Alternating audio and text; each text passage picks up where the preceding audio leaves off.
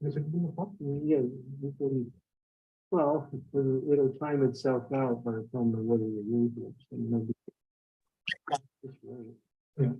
Hare Krishna, dear devotees, please accept my humble obeisances and wish to share Prabhupada. Thank you everyone for joining to His Holiness Candramauli Swami Maharaj's daily call. Hare Krishna Maharaj, please accept my humble obeisances and wish to share Prabhupada. Maharaj, can you please tell me what is the topic for today's class? Yeah, it's the continuation of the 12th canto. Okay. This verse in the second chapter. Yes, Maharaj, I'm just opening the chapter. Okay. So will we continuing the first verse or going to the second verse, Maharaj? No, we'll continue with the first verse. Yes, Maharaj, thank you.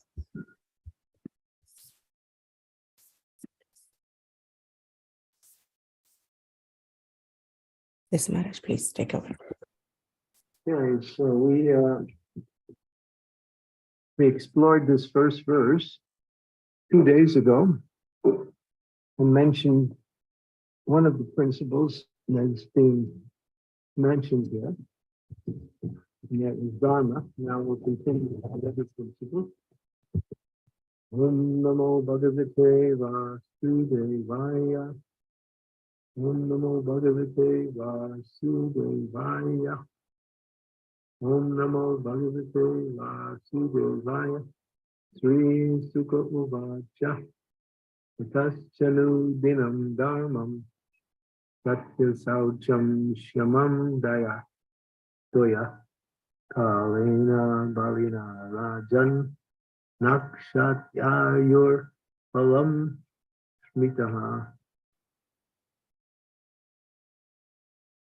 Sukadev Goswami said, then, O king, religion, truthfulness, cleanliness, tolerance, mercy, duration of life, physical strength, and memory will all diminish day by day because of the powerful influence of the age of Kali. Go down the page. We spoke on Dharma, now we'll speak on the next one, Satyam, truthfulness. Truthfulness is also diminishing simply because people do not know what the truth is. Without knowing the absolute truth, one cannot clearly understand the real significance or purpose of life. Simply by amassing huge quantities of relative or hypothetical truth.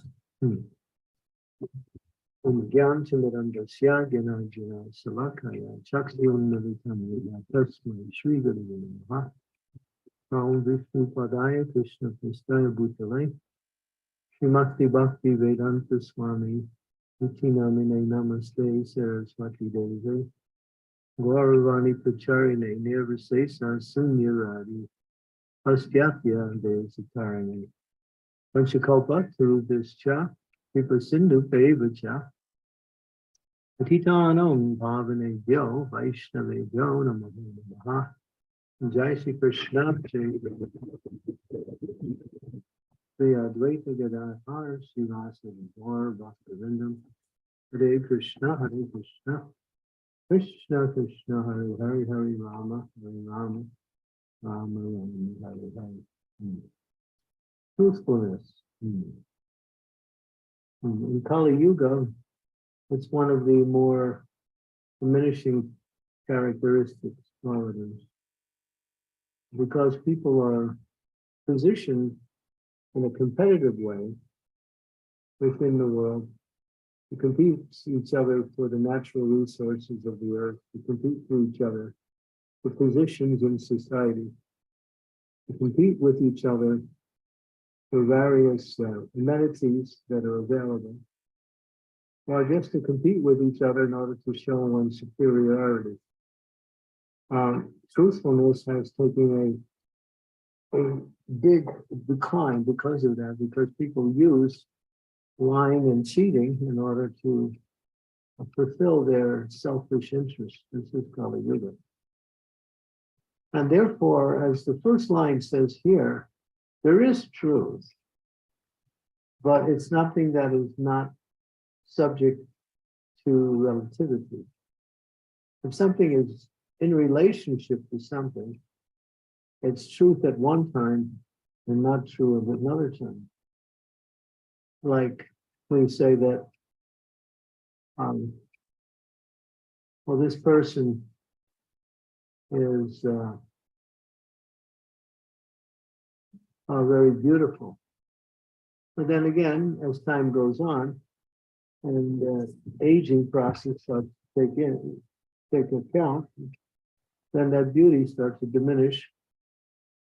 And then that idea that beauty is there is no longer there. So what appears, what was true in the past is also someone's idea, because we see that this is true to me, but it may not be true to someone else. Therefore, it's a relative term in the material law. Therefore, Prabhupada said, really, people don't know what truth is. Truth is something which is absolute, which is never changing, which is eternally existing.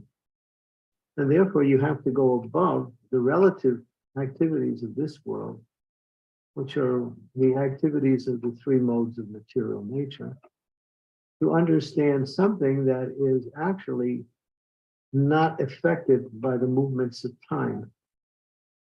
Time changes everything. What is truth at one time becomes untruth, and what is untruth may also become truth in the relative sense. So therefore, this sweeping statement in the beginning of this definition here is that people don't know what real truth is because they don't know what the absolute truth is. And they think, as it's mentioned here, by having a whole series of relative truth, or truths that I consider to be truth based on my own understanding, observation, and experimentations, they collect all of these ideas, and therefore that there is something that looks like truth, but it doesn't stand the test of time.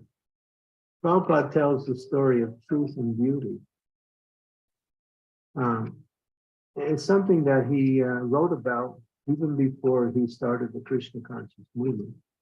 In his early days of preaching in India, he started this Back to Godhead magazine, which was at that time only one page, both sides. And then he heard someone made a statement that truth is beautiful.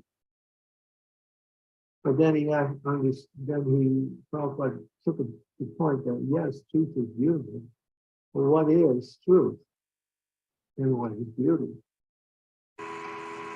And he tells the story where one prince, young prince, he's riding through his kingdom, and he sees this unusual little hermitage in a very remote place. So he decides to find out who's living there.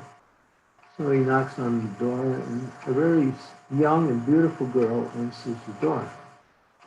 Immediately, he's overpowered by her personal beauty, and he completely forgets why he's there, and he starts proposing marriage to the girl. Now, he's a prince.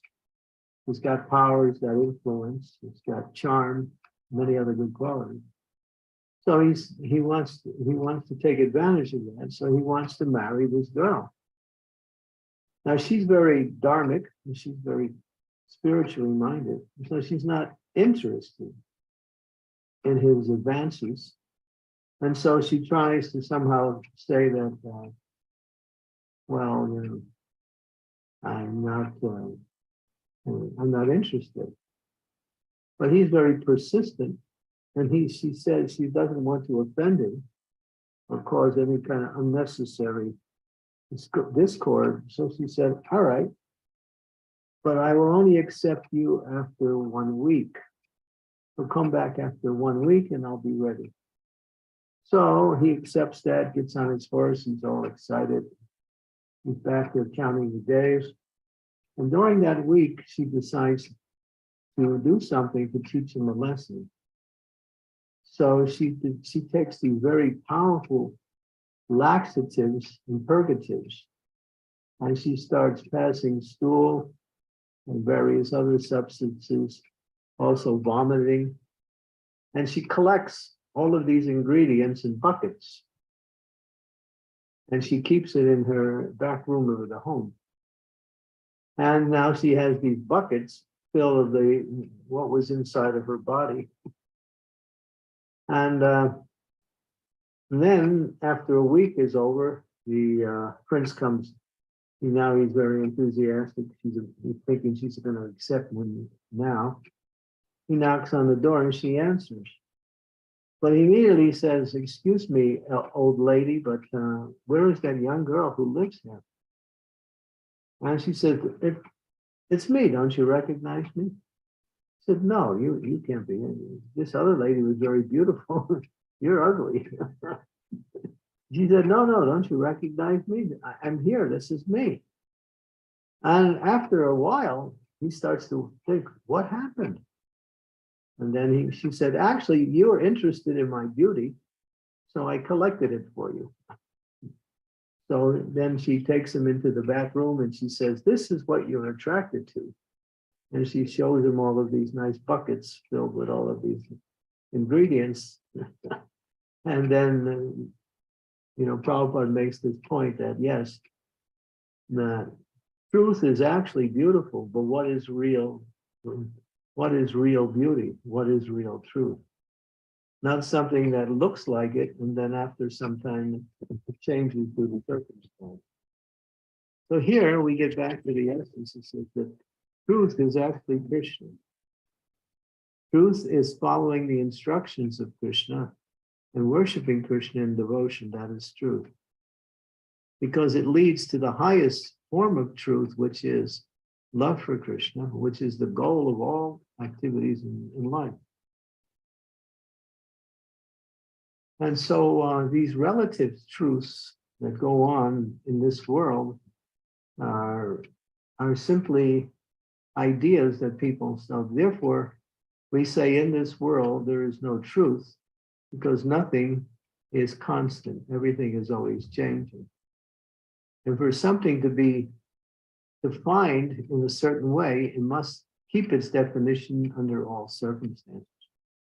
Therefore, truth, relative truths are not truths because they're always changing. And also what's true for one person may be just like a thief will think that the best thing for me is to break into that householder's house and steal whatever I can for my livelihood. The householder's thinking, I hope no thief comes into my home and takes my possession. So that one thief is praying to the Lord to get something, and the other one is praying to the Lord to be protected from the thief. So who is truth and who is right? So everything is in this world is always relative. Everything is relative. So real truth is Krishna. Real truth is devotional service. Because these things, as Krishna says, never was a time that I did not exist, nor you, there all of these kings, nor in the future shall any of us cease to be. That is truth. That we are eternal, and Krishna is the supreme source of our existence, and he is the supreme eternal. Nityo, Nityanam, Chaitanas, Chaitananam. He's maintaining all of us. We are both eternal. That is true. So only by hearing from Guru and Shastra can we understand what is real truth. Okay, we'll go on to the next one, which is Shama, tolerance, or in this case, forgiveness.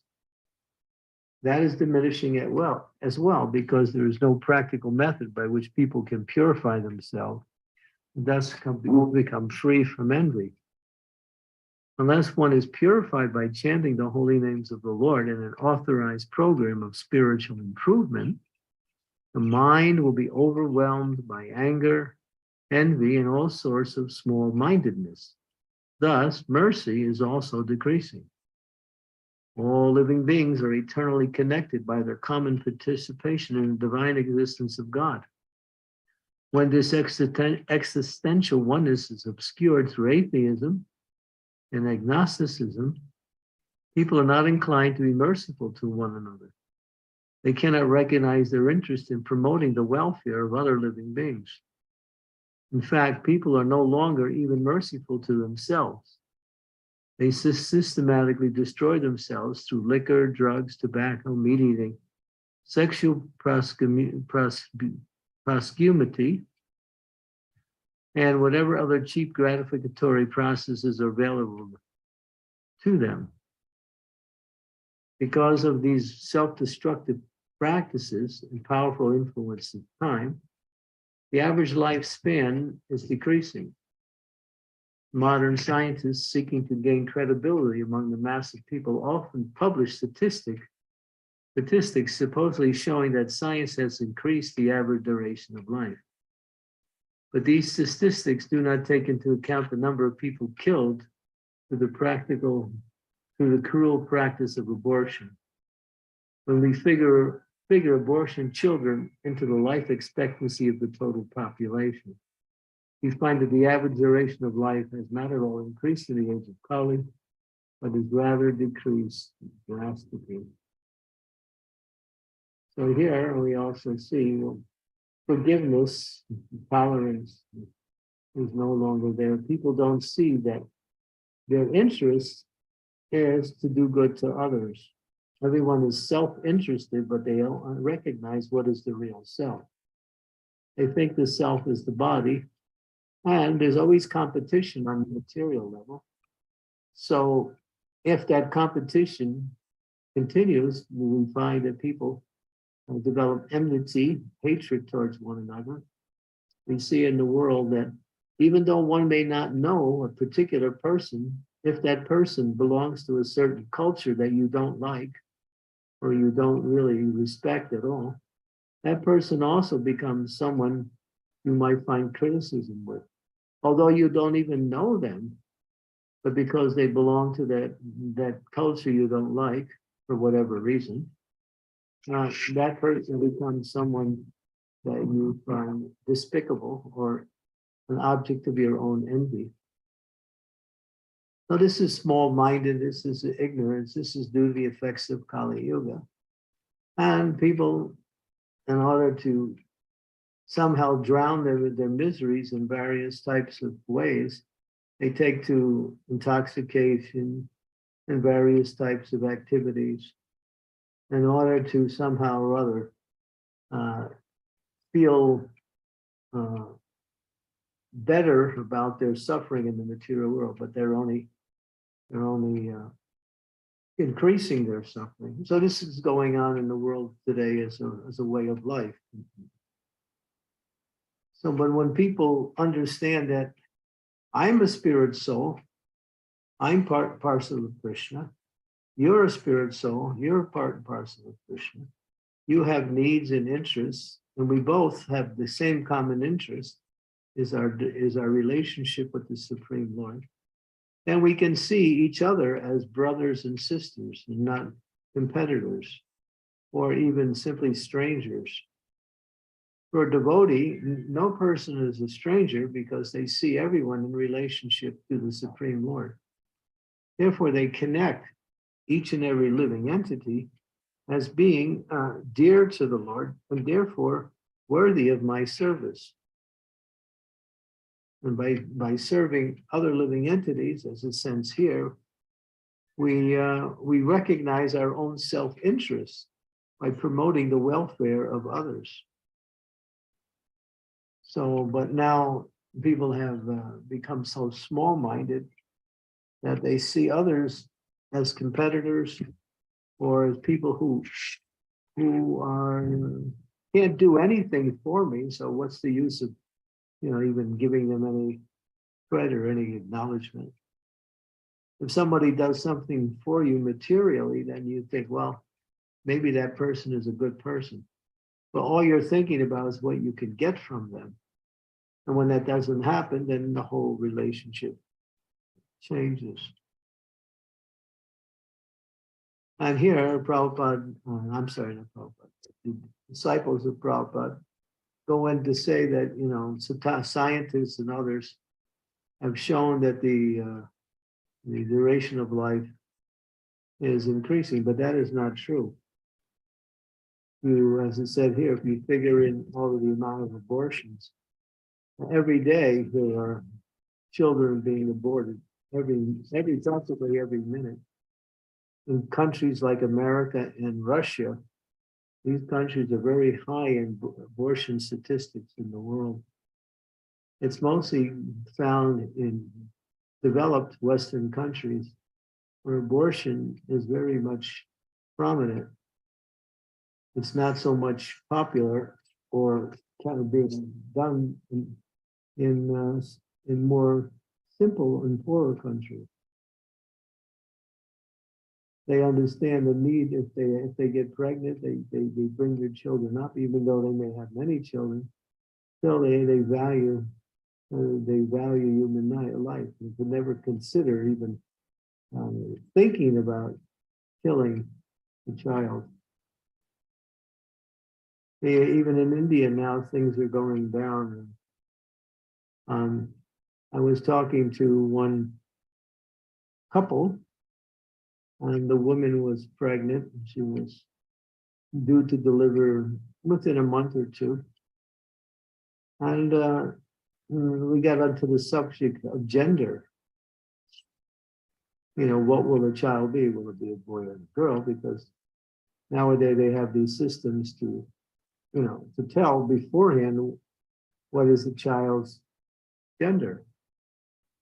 But they told me now that if you go to a hospital or any doctor clinic and you ask for that type of, well, I don't know what it's called, some kind of medical program to find out, you're immediately given a fine and you can also be put in jail.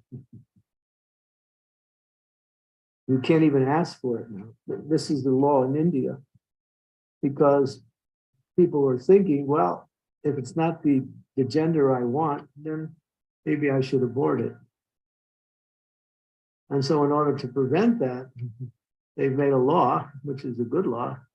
Even if you ask about that, you're punishable. That I was told that directly by these people. So yeah, so that helps to diminish this wrong mentality that people think, well, because God gives life and God takes life. No one is allowed to take another's life without the permission of God. And God doesn't give permission for abortions, that's for sure.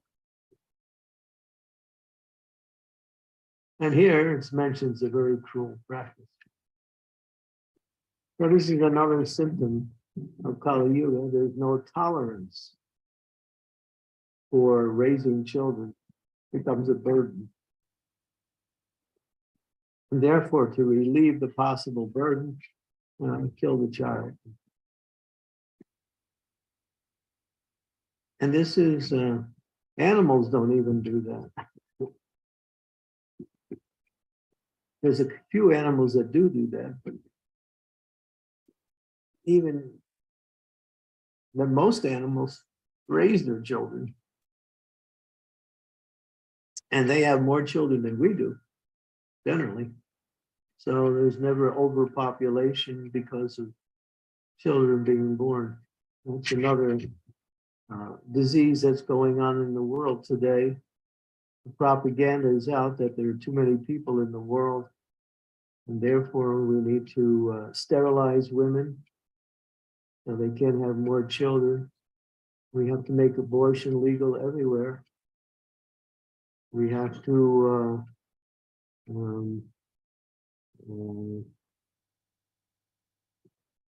take care of old people by what do you call it, mercy killing. They have all of these plans to reduce the population or to prevent the population from getting bigger. But this is demonic. It's not even sinful, it's just demonic. It's a program of the demons. It's not the program of any human culture. So this is the symptoms of Kali-yuga. Therefore, taking to Krishna consciousness, one develops tolerance and forgiveness. Doesn't even consider taking the life of another person, what to speak of an unborn baby. Yeah. So the only solution to all of it, because you might say in other ages, they made solutions to material problems by coming to the mode of goodness. But in this age, people can't come to the mode of goodness. Passion and ignorance is so prominent. And even those who come to the mode of goodness fall from the mode of goodness because they can't follow the principles in this age. So the best thing and the only thing is to become Krishna conscious. That solves all of these small problems. Okay. Any questions, comments? Krishna Maharaj, thank you so much for explaining us nicely about truthfulness and forgiveness and the current situation. Thank you so much, Maharaj. Dear devotees, if you have any questions or comments or any clarifications you want to do, please go ahead, mute yourself, and I request everyone to please turn on your cameras if possible. Thank you. Namrata Mataji, please go ahead. Hare Krishna Guru Maharaj, please accept my humble obeisances. All glories to Srila Prabhupada, all glories to your lotus feet, all glories to the assembled devotees. Guru Maharaj, this topic of abortion and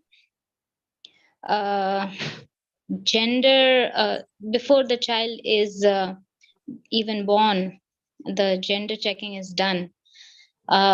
Yes, in India, many strict steps has been taken, but I still find, I used to think that this is like we have come a far way long in a long journey, and people have been changing their mindsets. But even during my pregnancy, sadly, I found that these practices are still being done, and they do it illegally. But yes, this is done, and I was so very much distressed with this hearing this kind of practices. In some communities, this is considered very normal, that if you are not you cannot afford, you can abort a child. If you don't want a particular gender, you abort a child. It's very normal. So I really feel sad about certain things in India. This is there, still there. So yeah, this really gives me a pain when I hear about this, when I see it. So yeah, I wanted to share this, that in the big hospitals, in the hospitals which has good names, yes, definitely they have these rules.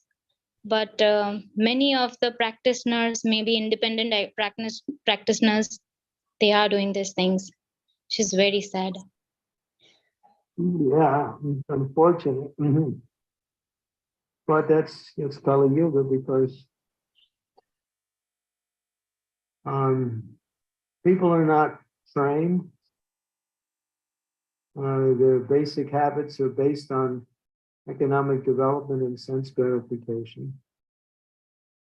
The principle of living according to what you like and what you don't like takes the form of development and becomes more and more degraded.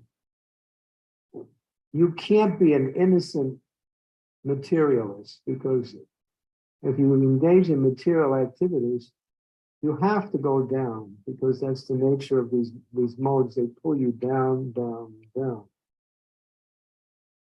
The more money you have, the more money you want.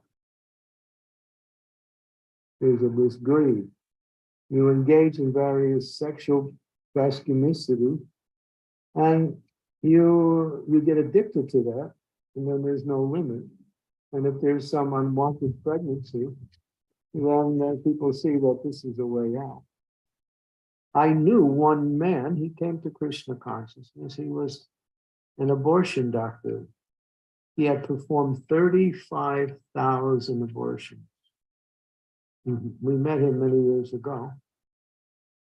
He came to the temple and he wanted to, somehow he was preached to by one of our senior devotees, and he became inclined to Bhagavad Gita, started recognizing the importance of spiritual life.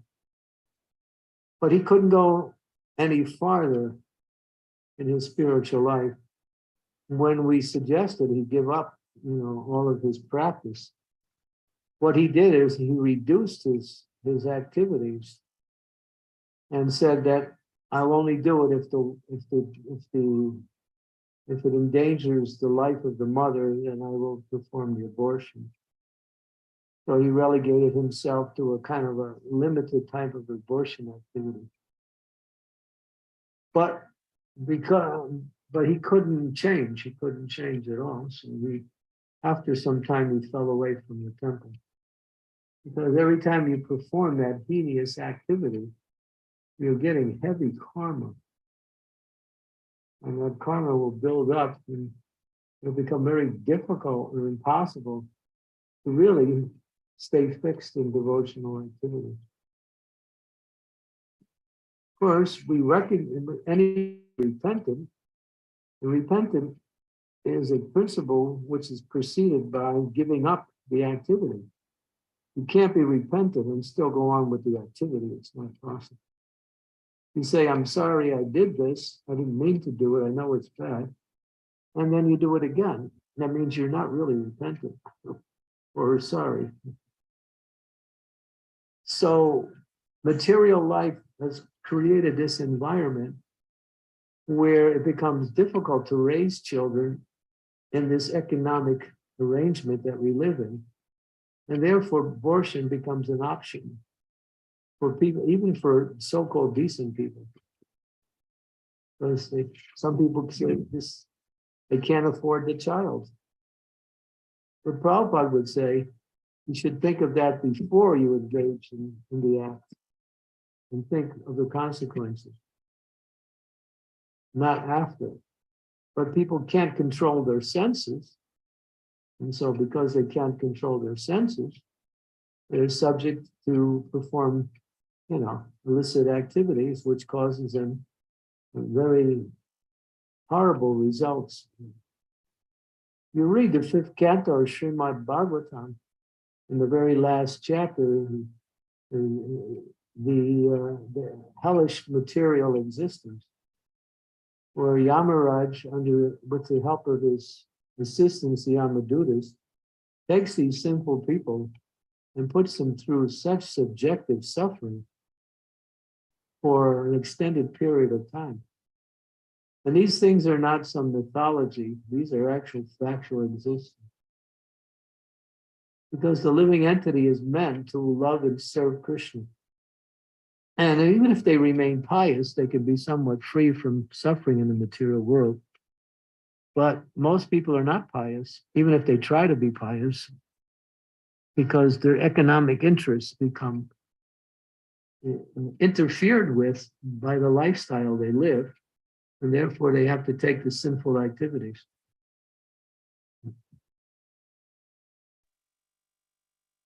It's hard to meet an honest person nowadays, unless they're a devotee. But outside of that, you won't find it.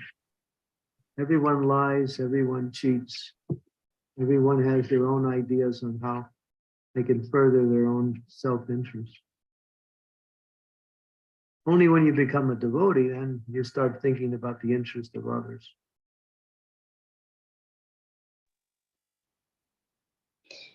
Yes, Guru Maharaj, I remember that my grandmother and even my parents' generation, they used to live in a joint family where they had to, they have to contribute even whatever little income they are having, but they're contributing in a group of people. So at that time, rate of population, I mean, a rate of childbirth in a family was more than today. Like a couple used to have around minimum 5 to 7 children at that time, but still their values were more, their uh, lifestyle was better, more pious than what we are living today. We are, I think we are in the fear that we will be able to grow up this much I mean, not more than two we can think of at present, with this financial situation. So they used to, even if they didn't had so much money in their hand, they could raise, they didn't used to think all these things. When it comes to childbirth, they used to consider it Yeah, yeah, yeah, pious. yeah. If you knew what's going on in the world today, you would probably die out of shock. It's so bad. I don't even want to mention some of the stuff that goes on, especially with children. Children are so much abused nowadays that it's unbelievable.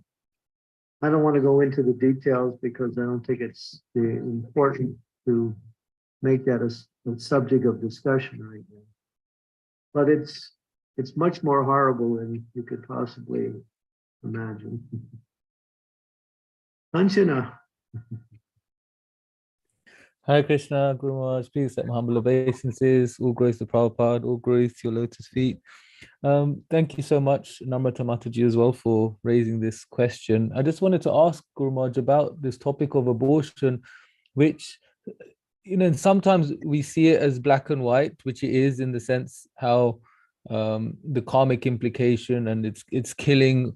But once I was asked a question, and I was a bit unsure how to answer, which was if a woman has been raped and she doesn't want to then go through the process of having the child because that would be so traumatic, maybe even suicidal for her to keep remembering raising a child and keep remembering what happened to her. Is it so black and white that if a devotee was asked about this, that we would recommend that she goes ahead with having the baby, etc.? there will be consequences, negative consequences, but there's alternate programs that one can adopt. I can't really force these programs on anyone, but one of the programs is to go ahead with deliver the child and just give the child up for adoption. Yeah. Or maybe someone else would like to raise the child. I've seen that done also. Have more child than they want, and sometimes someone takes their child and raises it as their own. That's awesome. But killing the child, like you say, the karmic account is quite black and white. You can't. Yeah. For whatever reason, it's just the way it is. Yeah, I think that's a good point, Guru Maharaj, that bringing the child to the world and giving it up for adoption might be the best of the very bad situation that it is in. Yeah, I mean, it's hard to really empathize properly or completely with a woman who's been raped, because it can be a very traumatic experience that stays with their life throughout their whole life. So it's hard, but still, the alternative, I don't think, is killing the child as an alternate. Okay. And that just compounds the suffering. Yeah. Thank you, Guru Maharaj. One other question, Guru Maharaj, I had on forgiveness. When it's obvious someone doesn't like us, and maybe it's not maybe it's not someone so close, like someone you live with, but just like devotees in the community, they're criticizing us, or they're they're saying things about us to others, and it's creating some sort of bad energy. How to not how to not dislike someone that dislikes you, I guess. Yeah. I just realize that they're not, well, you can see it in different ways. If you look at the criticism and say, maybe I can learn from that criticism and improve my life. But if it's just wanton criticism and it has no substance at all, I just ignore it. Okay. Yeah, I get criticized too. Don't worry. The leaders in the ISKCON are always under fire, even more so. Yeah. And I just, I just stay away from such people. And then I think, well, I evaluate why they're using that type of criticism. And if I can learn something from it, I'll take it. If I realize there's no value to it, it's just their disturbed mind or they're completely wrong, then I just ignore them. Okay. Mhm. So either try and learn from it. If there's nothing more we can learn from it, just ignore them. Yeah. Okay, I'll try. Thank you, Guru. If you ignore them and don't respond to them, they usually become less active. Mhm. As soon as you try to defend yourself, media, then you open up a whole, what we call it, can of worms, Pandora. Yeah, I think when I think about it more and more, it comes back to my own conditioning of wanting to be liked. And when someone dislikes me, I feel like, let me try and fix it, but we can't always fix it. But then it's something maybe I just need to get over myself. Well, that's nice too. But as a devotee, people who don't like devotees or don't appreciate devotees or envious of devotees, they'll find fault. And if you're preaching, you'll definitely get resistance. It's the way it is. Prabhupada would say, the dogs will bark, but the caravan rolls on.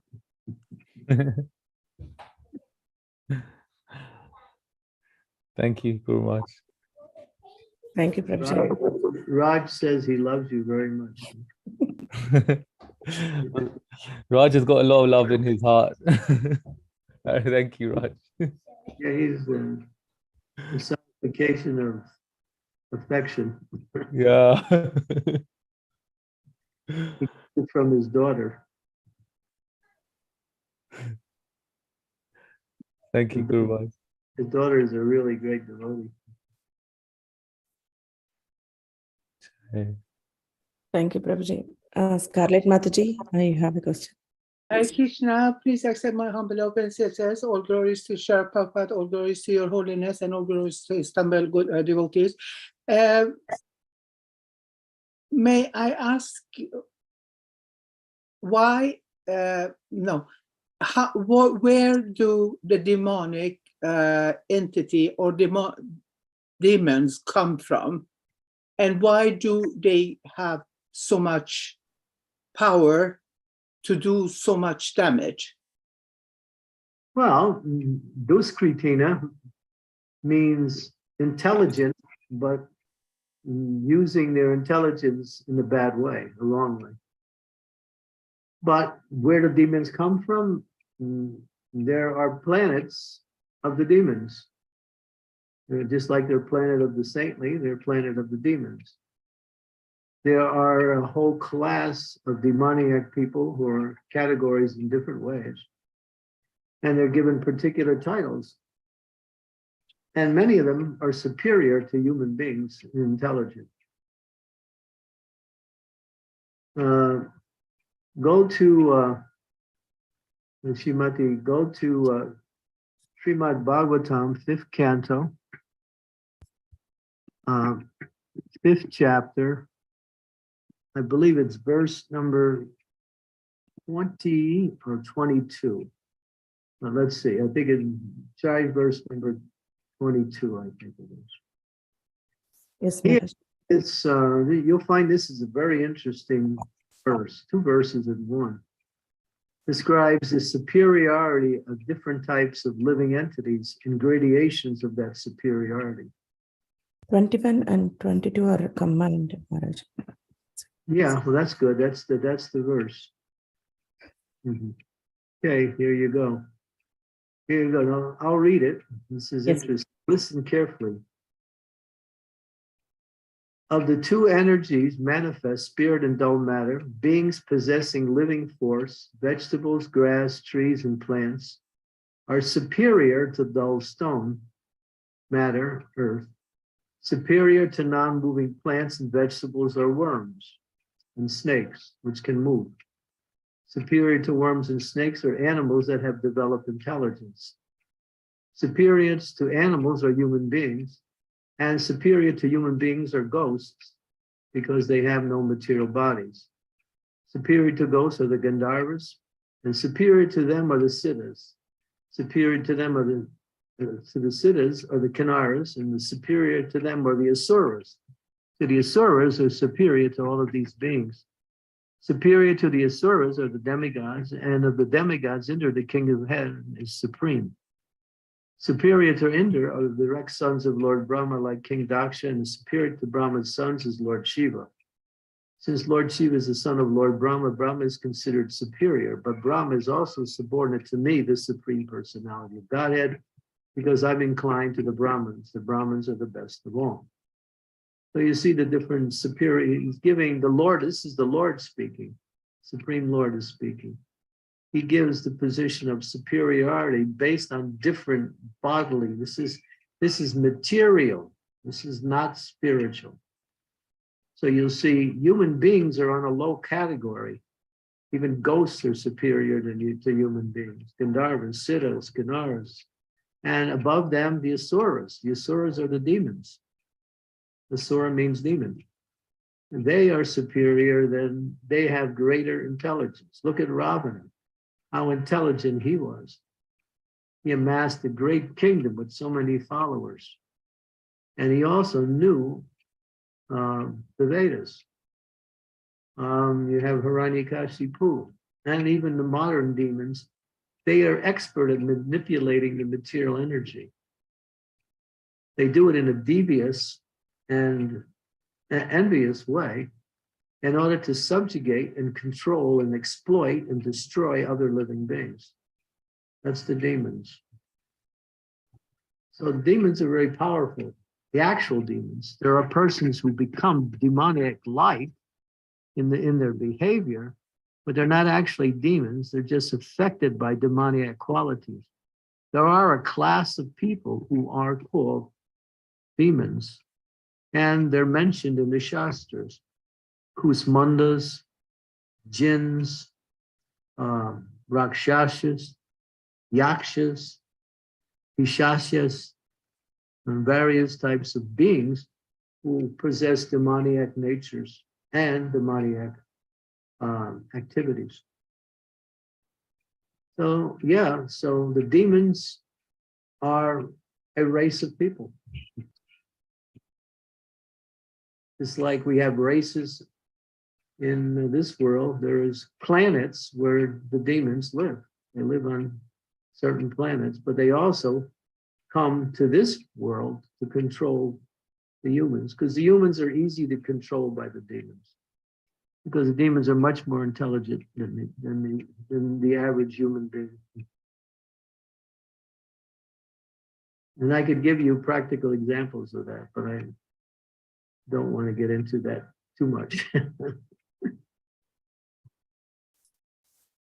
Thank you, Maharaj. Thank you, Mataji. Thank you, Maharaj. Raj Prabhu, you have it. Hare Krishna Maharaj, please accept my humble obeisances. All glories to Srila Prabhupada, all glories to Self Maharaj, all glories to all of the Vaishnavas. I was just listening, hearing you speaking about that verse, and I was wondering, how do we reconcile this with, we're told that the earthly planet is like the best place to be to practice Krishna consciousness, and even the demigods in heaven are envious of devotees on earth practicing.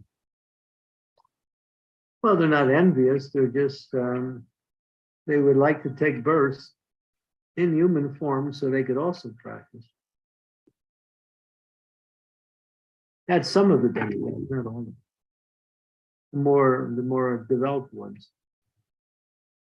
So we might be in a low position relative to all of these other forms, but we still have a great advantage in that. Well, as soon as you become Krishna conscious, then your bodily designations don't matter anymore. All of these gradations don't count anymore. Thank you, Maharaj. This takes one above the material. Therefore, a Krishna conscious person is the most intelligent person.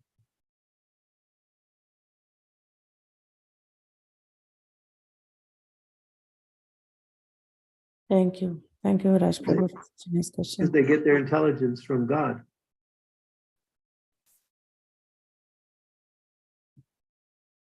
Yeah. Thank you, Maharaj. Maharaj, I have a question. So when you are talking about truthfulness, so it's very hard to remain truthful all life. So how to practice truthfulness, Maharaj, in our daily life?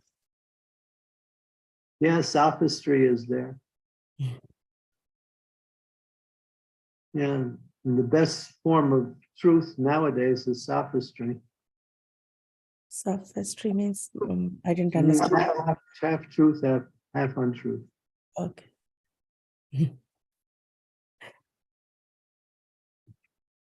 Yeah, but yeah, can you elaborate more a little bit, Maharaj? I'm still not able to understand much. My dear sir, you are so intelligent. You have so many wonderful qualities. You actually are, one of the best persons I've ever met. Therefore, I know you and I can tell you are very kind. So I have a favor to ask.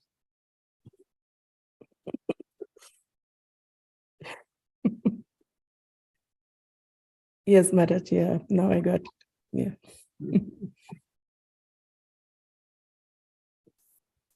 Flattery, Yeah. praise. And what we used to call white lies when I was a kid. A white lie is a little lie that's necessary.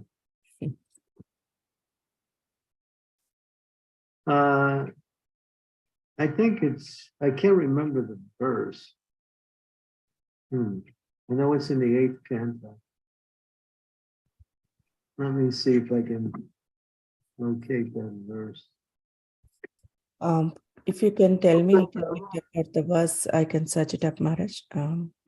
It's the 4th verse in one of the chapters in the 8th canto. I'm not sure which particular chapter it's in. Okay. So if you remember the verse, any part of the verse and word, I can search it up. I'm going to look it up into my listing of verses. I think I categorized them into some, just give me a second here. I might be able to find it. It's 8th chapter, 8th canto. Let me see. I'll find it. Okay, Maharaj.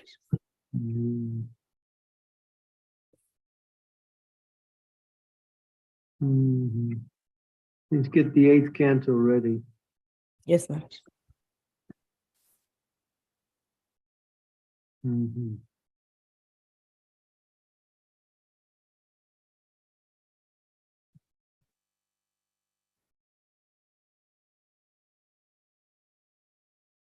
You can, this verse kind of illustrates how bad it is to lie.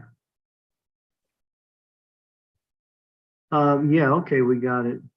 8th canto, 20th chapter, verse number 4.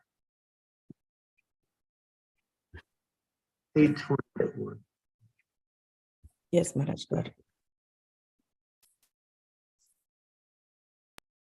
Yeah. Found it? Yes, Maharaj. So, shall I read it, Maharaj? Yeah, you can read it slowly. Yeah. There is nothing more sinful than untruthfulness. Because of this, Mother Earth once said, I can bear any heavy thing except a person who is a liar. Purport. On the surface of the earth, there are many great mountains and oceans that are very heavy, and Mother Earth has no difficulty carrying them. But she feels very much overburdened when she carries even one person who is a liar. It is said that in Kali-yuga, lying is a common affair. Mayaiva vyavaharike. Bhagavatam 12.2.3. Even in the most common dealings, people are accustomed to speaking so many lies. No one is free from the sinful reactions of speaking lies. Under the circumstances, one can just imagine how this has overburdened the earth and indeed the entire universe. Pretty strong and direct statement. Yeah. Yes, Maharaj, yeah. Yeah, even in common affairs, lying is in business.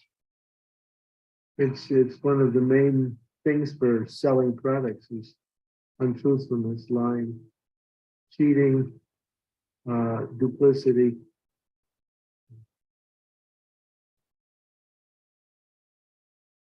This is Prabhupada's purport. So we get a little insight. So,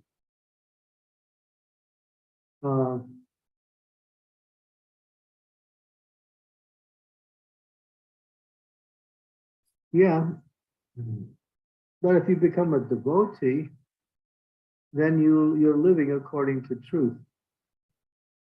And even in ordinary dealings, there's no reason to say anything different. The biggest lie is people present themselves as something than what they and who they actually are. They want to somehow or other get in be seen in this world as somebody different than who they are.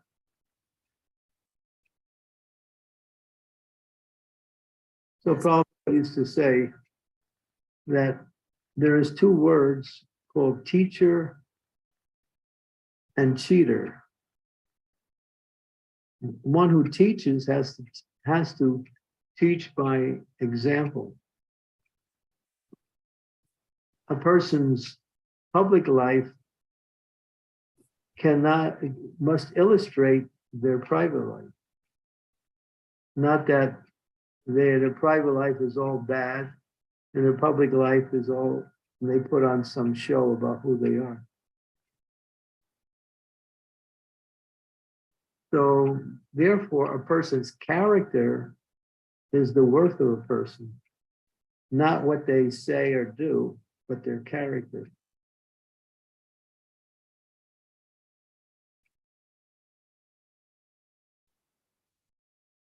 The person is understood by their character.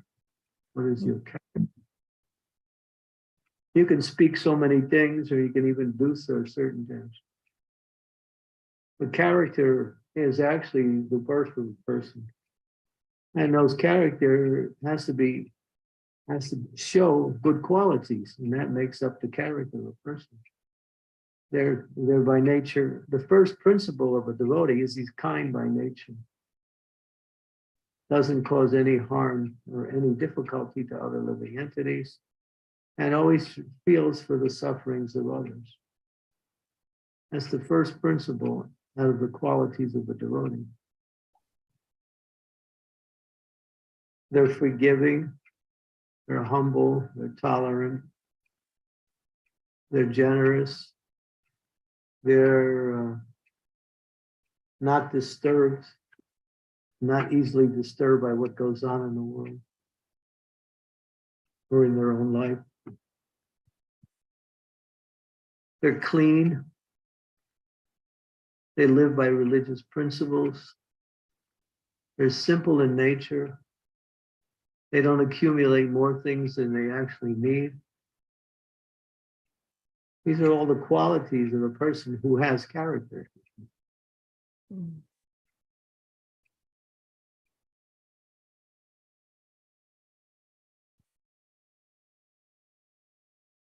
Thank you, Maharaj. Thank you so much.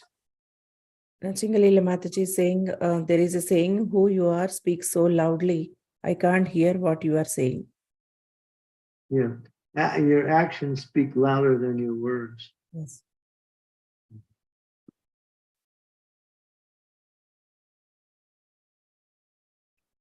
Thank you. Anybody so can much. say anything. Prabhupada used to say, a goat will eat anything, a madman will speak anything.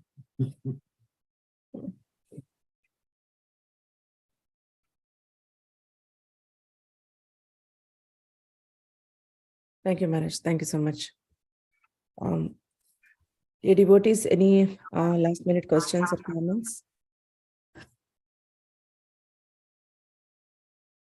Okay, Maharaj, I think we are, yeah, somebody raised. Mataji, can you identify? That looks like you. No, Guru Maharaj. No, Maharaj. Somebody raised hand. I saw that. It's on the Yeah, bottom. I think that's Sri Devi. Vrindavanath Prabhu. Yeah. Yes, yes, Prabhuji, please go ahead. It's Vrindavanath. Okay. You're on mute, Maharaj, Prabhuji.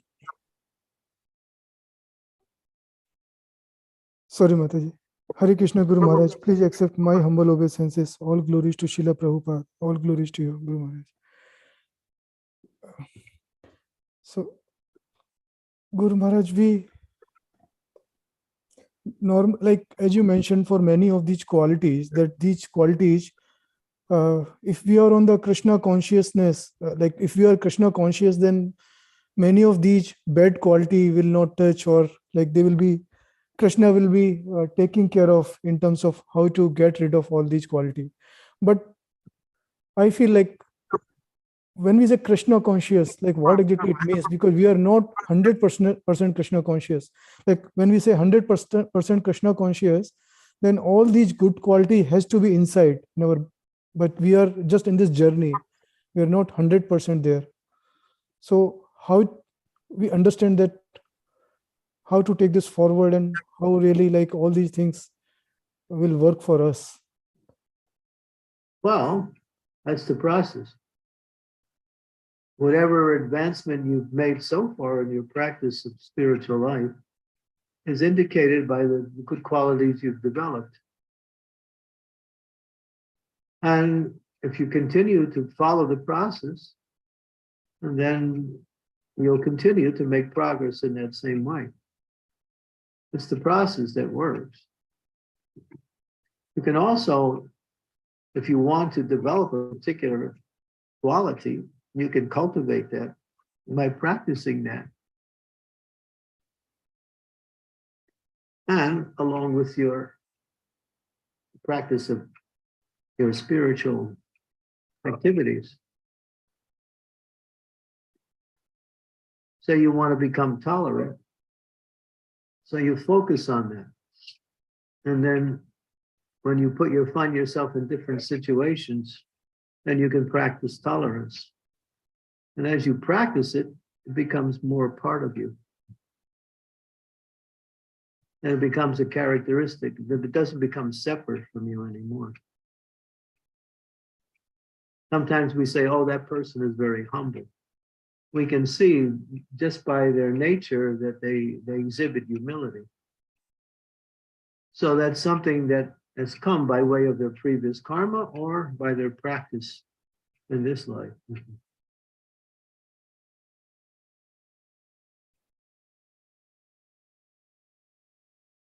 You can practice these things, or along with the execution of your devotional service. You can't separate them. You can't just practice these qualities separate and then not stay fixed in your own sadhana. You have to continue with hearing, chanting, serving, and associating with devotees, worshiping. All that has to go on.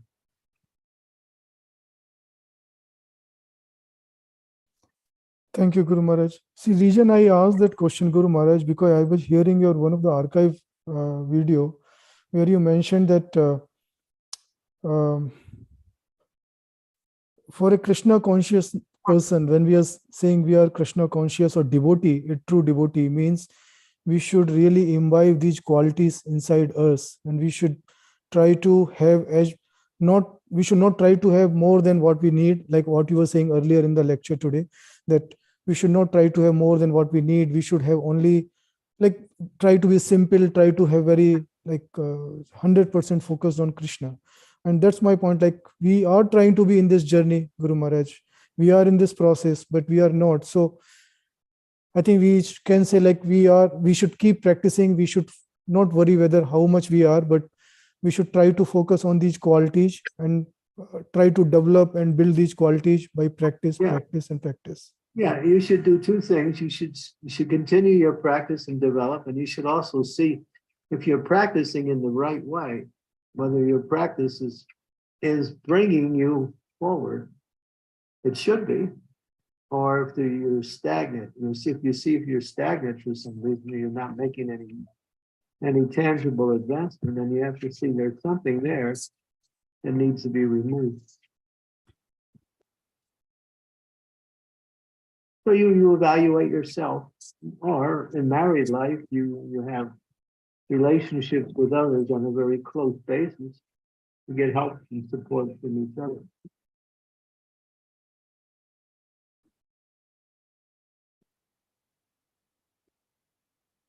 Thank you, Guru Maharaj. Thank you. Really helpful. You can always ask your wife, my dear wife, what's wrong with me? And she'll tell you. Sometimes. No, that's true, Guru Maharaj. We do really ask, like, truly, like, we do ask from each other, because we don't know sometimes what's wrong with us. So other person can only tell. Yeah.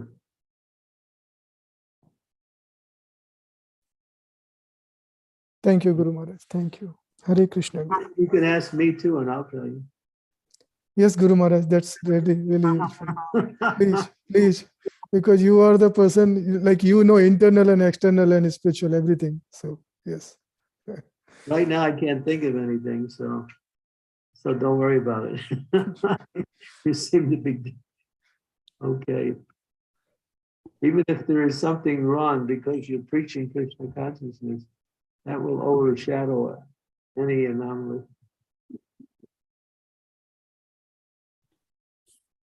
Thank you, Guru Maharaj. Thank you, Maharaj. Thank you so much. Scarlett Mataji, you have any last minute question or comment? Yes, please.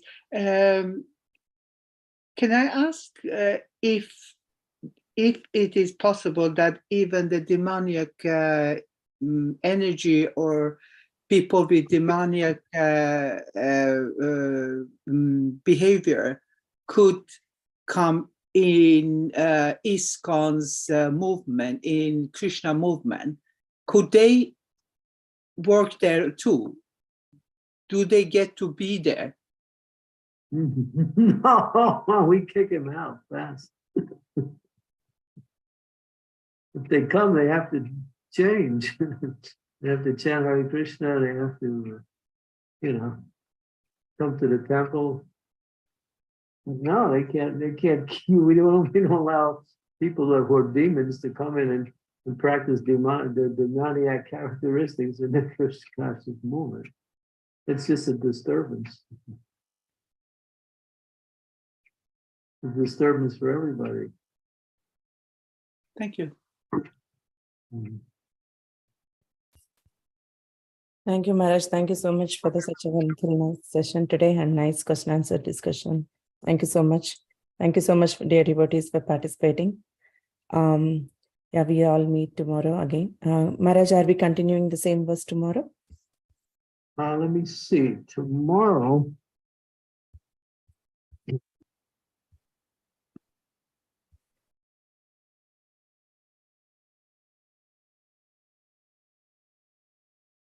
Yeah, it looks like I'm okay for tomorrow. I don't have anything in the evening. So Yes. yeah, we'll continue with finish up that verse and we'll most likely go on to the next verse. Okay, Maharaj, thank you so much. For those of you who want to know my schedule, I can give you my schedule. I know that I haven't been so